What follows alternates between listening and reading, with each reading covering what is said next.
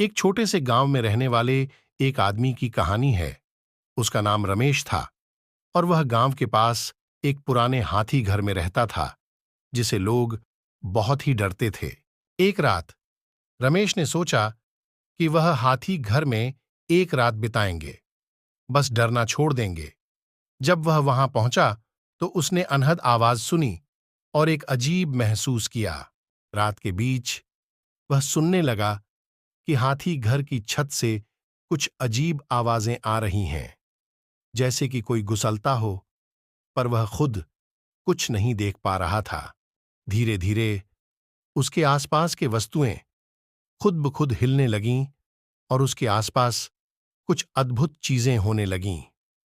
वह डरकर भागने का प्रयास करते हुए जिस ओर दौड़ा, वह अपनी आंखों के सामने एक डरावना चेहरा देख लिया, जो उसकी आत्मा को आक्रमण करने की कोशिश कर रहा था।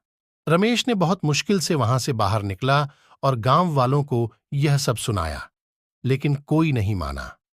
उसके बाद उसने वहां से कभी भी नहीं जाने की कसम खाई और हमेशा उस डरावने रात को याद करता रहा। उस डरावनी रात के बाद गांव में वही कहानी बढ़ गई कि हाथी घर में कुछ अजीब हो रहा है। लोग डर कर उस जगह को छोड़ देने लगे और हाथी घर पूरी तरह से छूट गया।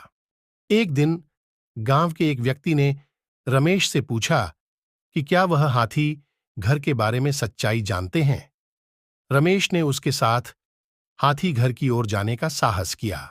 वहां पहुंचकर वे दोनों ने देखा कि हाथी घर में बस एक अंधा भिखारी रहता था, जिसने बिना आवाज के खाना खाता और अपने जीवन को बिताता था।